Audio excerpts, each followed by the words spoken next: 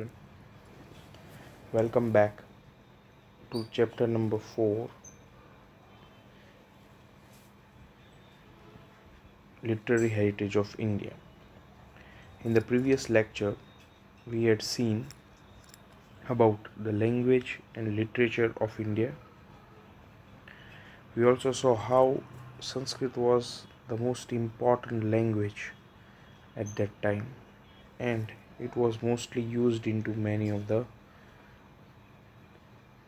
scriptures that were published at that time.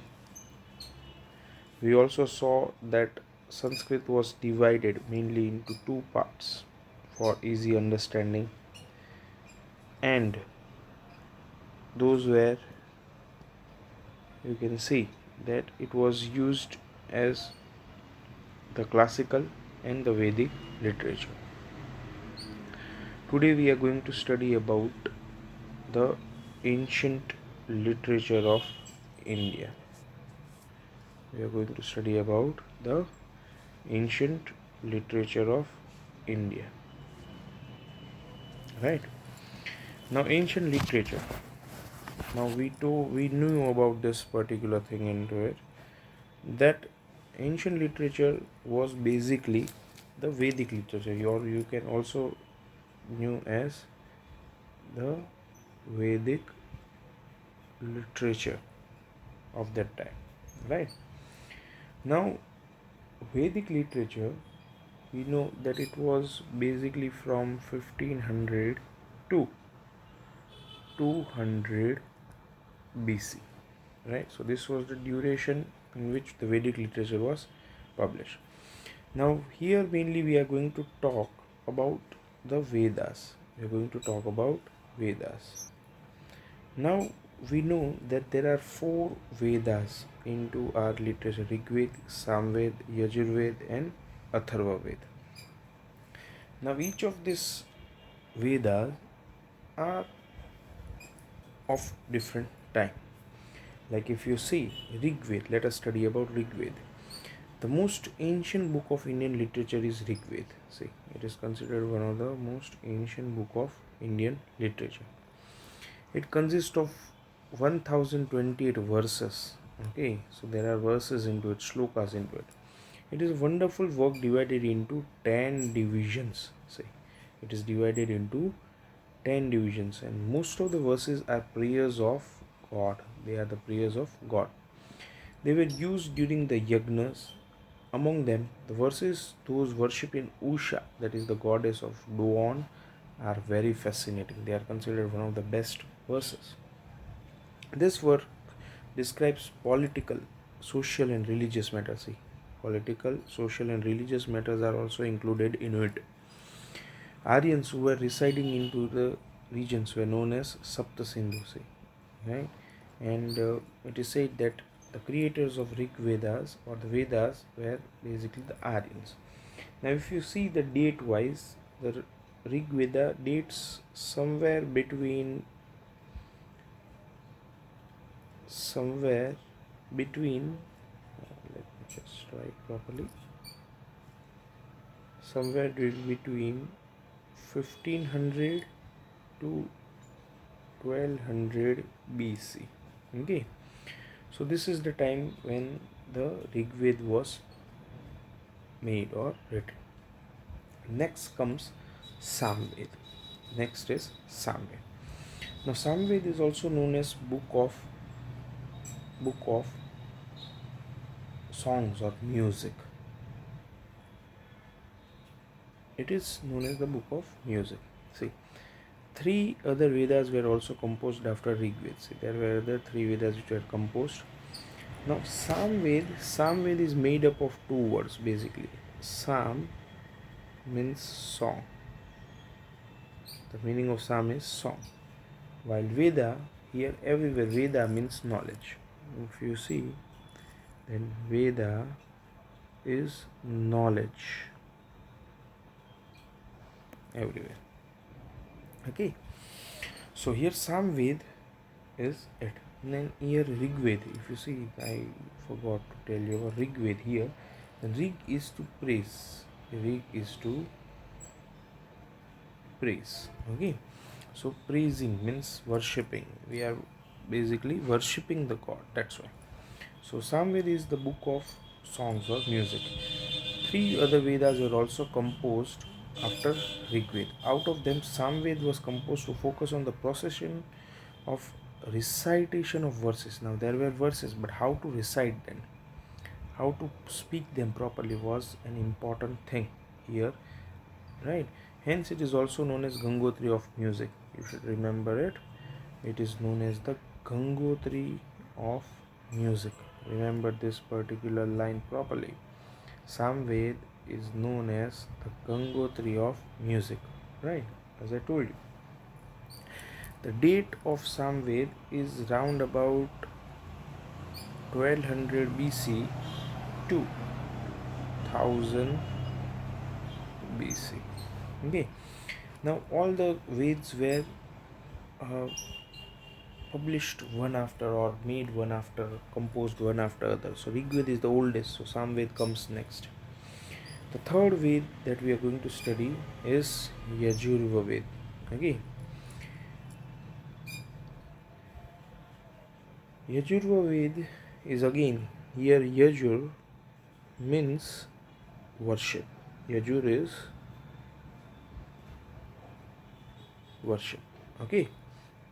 So Yajurva Ved is also considered as Ved of Yagnas, because the the verses which are used into it, the prose which are used into it, the slokas which are used into it are used today also into the yagnas that we do at our places or any of the holy place. Okay, it is composed in both forms, prose and verses.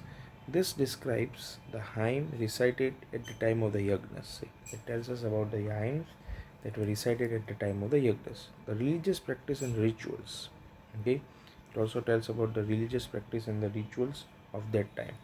If you see time wise, then Yajurveda Ved was composed around 1200 BC to 800 BC. Okay, so this was the time duration of it. Next comes is Atharva Ved. Atharva Ved. Atharva Ved tells us about the various rituals and sanskar. Basically, it tells us about the day-to-day happenings. What should we do into our day-to-day life? And the we can say the date in which it was composed was round about 1000 to 900 BC.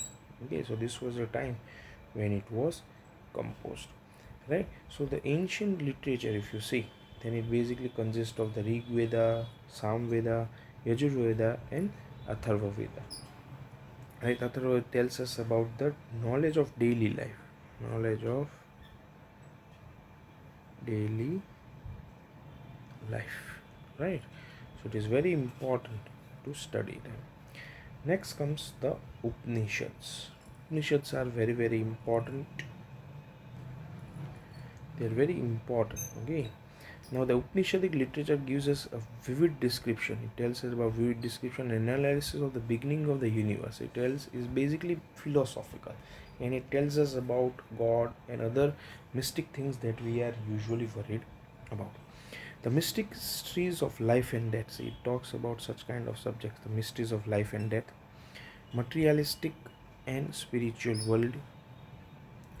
Then Brihadarya and Chandogya are the earliest of the Upanishads. See, these are the earliest of the Upanishads. Remember these names, right? Let me just highlight it for easy understanding.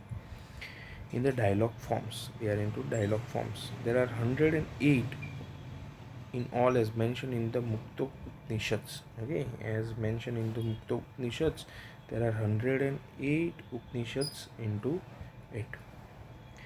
Next that we are going to study about is the Brahmic literature. The Brahmic literature. So next we are going to study about is the Brahmical literature.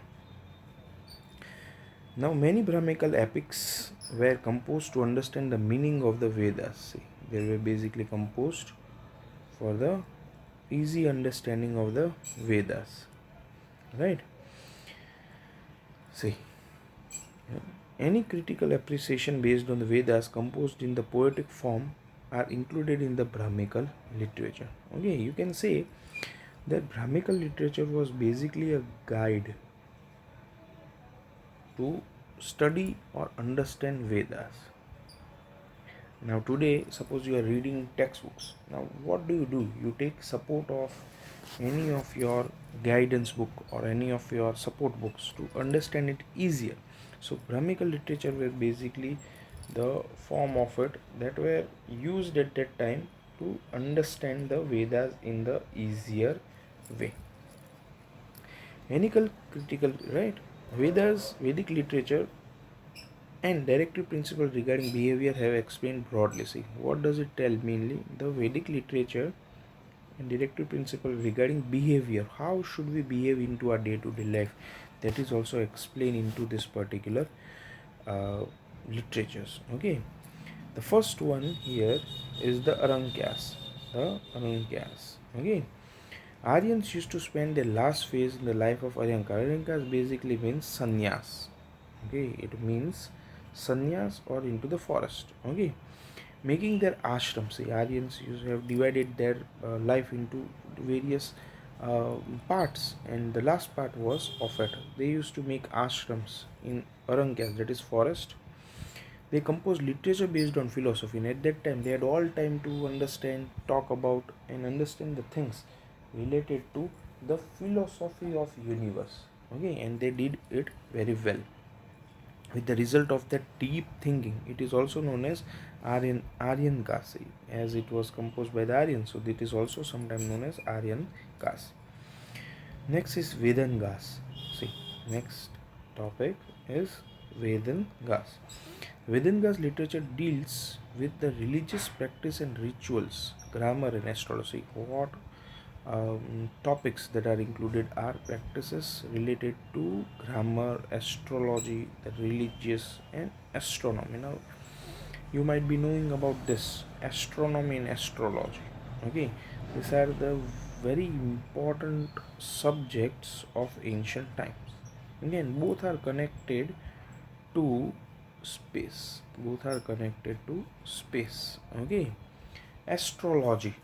Astrology is basically Jyotish Shastra, and astronomy is the space science. So both are connected to space, study of planet. The next comes Ramayana and the Mahabharata.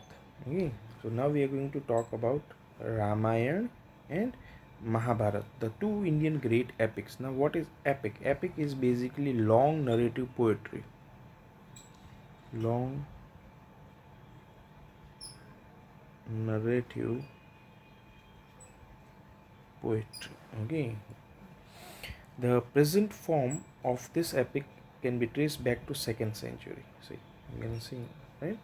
The Ramayana is the story of Ramchandra. We know about it, the king of Ayodhya. Ramayana is smaller epic in comparison to Mahabharata. Ramayana, okay, is smaller in comparison to Mahabharata. Mahabharata is the one of the largest, or rather the largest epic in the world. It narrates many attractive stories. See, it has story into it and adventures. The Mahabharata is world's, okay, Mahabharata is world's largest epic. Has 1 lakh verses. See, it has more than 1 lakh verses into it. This describes the war between the Kauravas and the Pandavas. It tells us about the war between Kaurava and the Pandavas.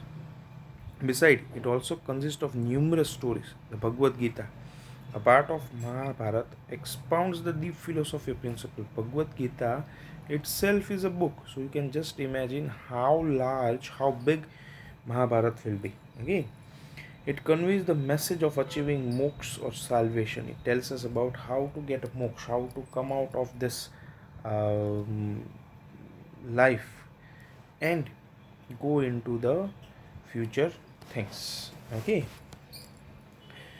both these epics, the Ramayana and the Mahabharata, have influenced millions of peoples and literature for a long time. They have implanted motivational seeds in the Sanskrit sanskar of the Indian language. So that is also very very important. It has motivational seeds of sanskar into the Indians. So into this particular chapter, into this video lecture. We are going to keep till here, understand it, see to what we have done, right? We started with ancient Indian literature. Today we studied about Rig Ved, Samved, Atharvaved and Yajurved. We also saw about the Upanishads. We also saw about the Brahmical literature, the Arankas, Vedangas and the Ramayana and the Mahabharata. So we'll continue in the next chapter.